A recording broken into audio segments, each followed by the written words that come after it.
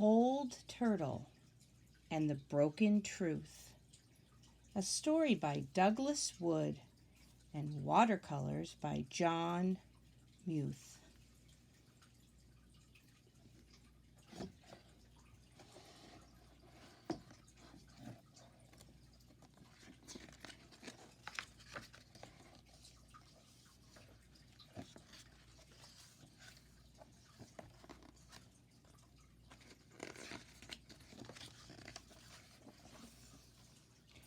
Once, in a beautiful faraway land that was somehow not so very far,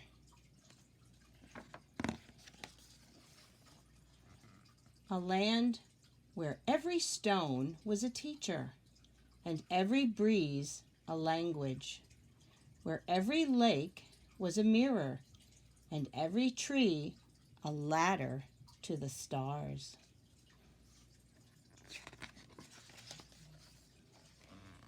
Into this far and lovely land there fell a truth.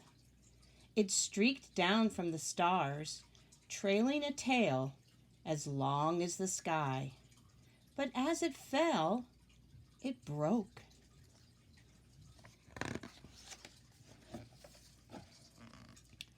One of the pieces blazed off through the night sky, and the other fell to earth in the beautiful land.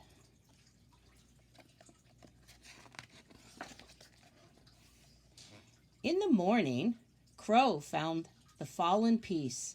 It seemed to be a sort of stone, shiny and pleasing to the eye. He picked it up.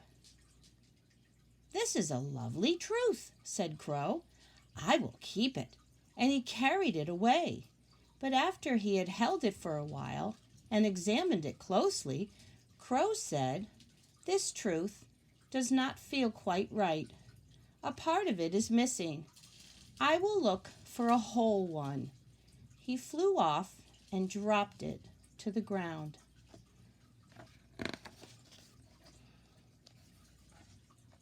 Other creatures who liked shiny things soon noticed the truth as well. Fox, coyote, raccoon, each picked it up and carried it a while. But they too found that it had rough edges and was difficult to carry, and its sparkle soon lost its appeal. "We do not need this broken truth," they said. "We will find a whole one." Butterfly and Bear also discovered the truth, drawn by its sweetness, but each found that it left a bitter taste after all. There was something missing in this truth, they thought, and they left it alone. After a while, none of the creatures even noticed the broken truth anymore, and it lay on the ground, forgotten.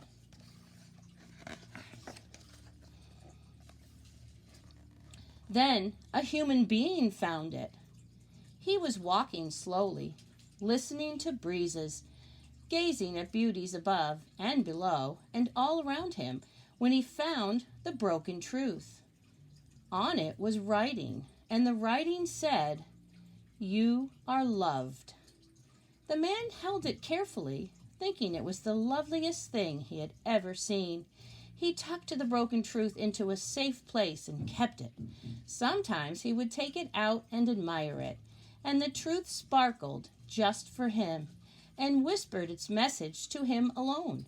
And the man thought he had never felt so proud and so happy. The man took the wonderful truth to his people, those who lived with him, who spoke as he spoke and dressed as he dressed, and whose faces looked like his. And together they cherished their newfound truth and believed in it. They hugged it to themselves, and it became their most important possession.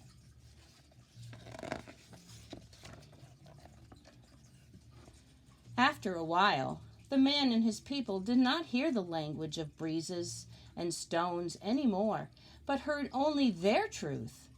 They did not see the mirrored beauty in the lakes or the ladders to the stars, but saw only their sparkling truth, and for them it was enough. and they called it the truth. The truth made the people feel good and proud and strong, but soon they also began to feel fear and even anger toward those who were not like themselves and did not share their truth. The other beings and other people of the lovely land seemed less and less important, and the language of the breezes was hardly ever heard any more. Time passed, and other people said, "We must have this great truth for ourselves, for with it comes happiness and power." Many battles were fought, and the broken truth was won and lost,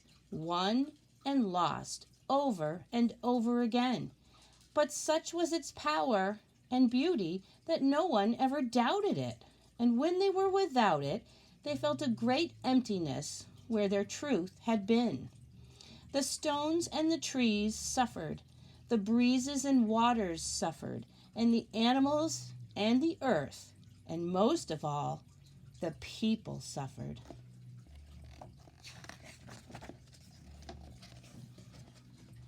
Finally, the animals went to Old Turtle, ancient and wise as the mountains and seas themselves. Crow and Fox went, Coyote went, Raccoon, Butterfly, Bear, and many others. All went to see Old Turtle. "This truth the people quarrel over," they said. "We have all held it ourselves. It is broken and does not work. Please tell the people." "I am sorry," answered Old Turtle, "but the people will not listen. They are not yet ready," and the suffering continued.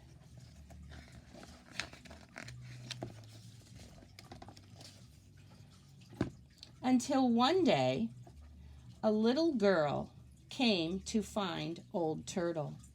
She had traveled very far, had crossed the mountain of imagining and the river of wondering why, had found her way through the forest of finding out, and when she had grown tired, she had ridden on the backs of animals or the wings of birds, and they had helped her find her way.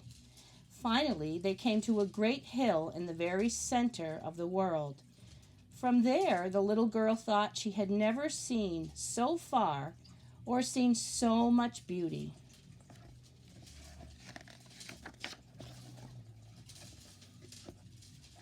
But when she saw Old Turtle, she could hardly speak. She simply looked with eyes full of wonder. "Why have you come so far to find me, little one?" asked Old Turtle. Her voice rumbled like faraway thunder, but was soft as the breeze through a caterpillar's whiskers. I wanted to ask a question," answered the little girl. "Where I live, the earth is sore, and people are suffering. Battles are fought over and over again. People say it has always been this way and will never change. Can it change, Old Turtle?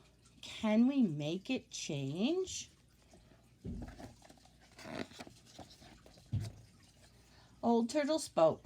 "The world you describe is not the world that has always been, little one." Then Old Turtle told of how the people had found the broken truth and the suffering it had caused. "It is because it is so close to a great whole truth that it has such beauty and that the people love it so," said Old Turtle. "It is the lost portion, that broken truth, that the people need if the world is to be made whole again." "But where is the missing piece?" asked the little girl. "Can we put the truth back together again?" "First, my child," said Old Turtle, "remember that there are truths all around us and within us. They twinkle in the night sky and bloom upon the earth. They fall upon us every day, silent as the snow and gentle as the rain. The people, clutching their one truth, forget that it is part of all the small and lovely truths of life. They no longer see these truths, no longer hear them. But perhaps, little one, you can.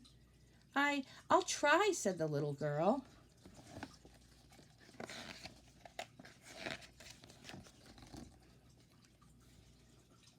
And she thought once more of her long journey.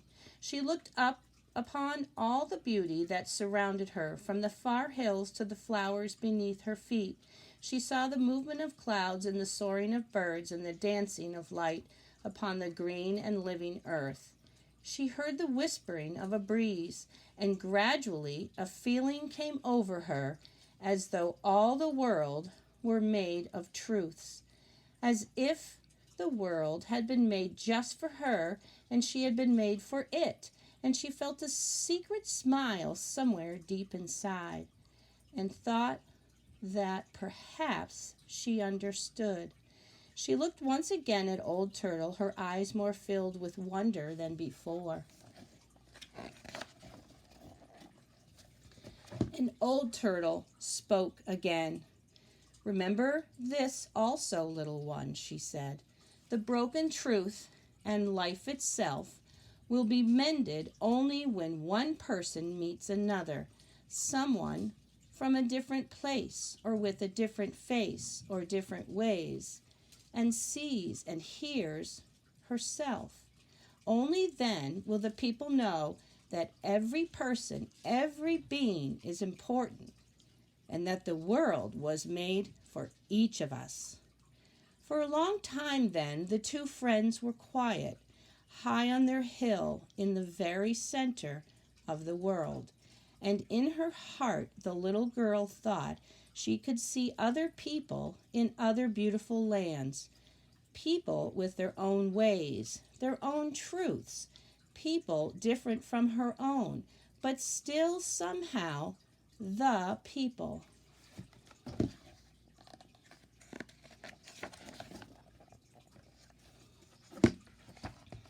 Oops.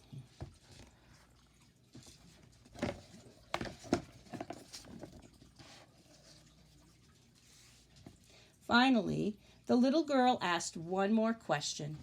"Old Turtle, how will the people learn these things?" "By seeking out those small and simple truths all around them," said Old Turtle. "By listening once more to the language of breezes.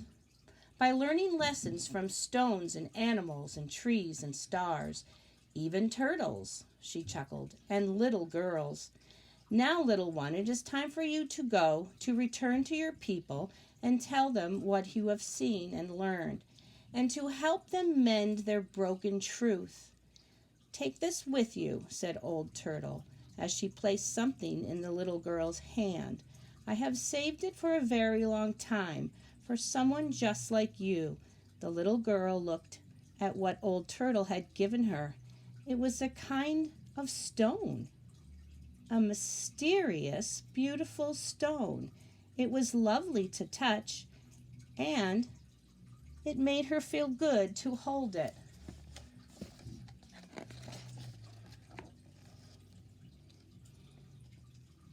She squeezed it tightly, then tucked it away for her journey. "Thank you, Old Turtle," she said, and hugged her friend's great leathery neck. And then she started home.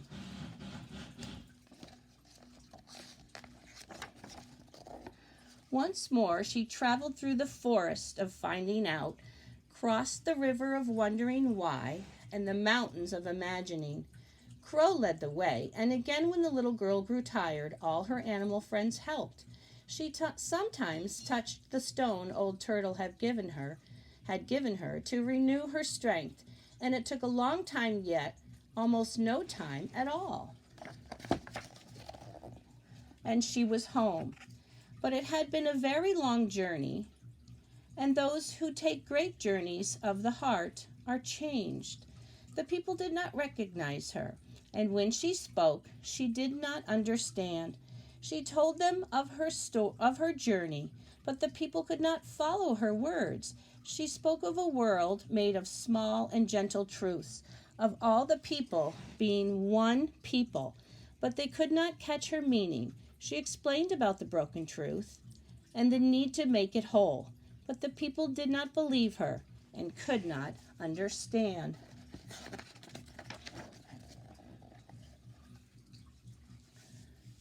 Finally, Crow, seeing all that had happened, flew to the place high above the village where the great truth was kept, in a place where all could see it.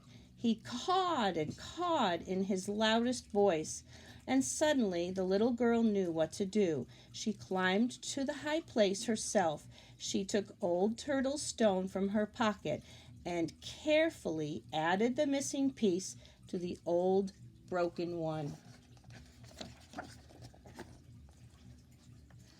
The fit was perfect.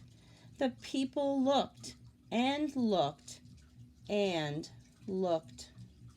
Some frowned, some smiled, some even laughed, and some cried, and they began to understand. You are loved, and so are they.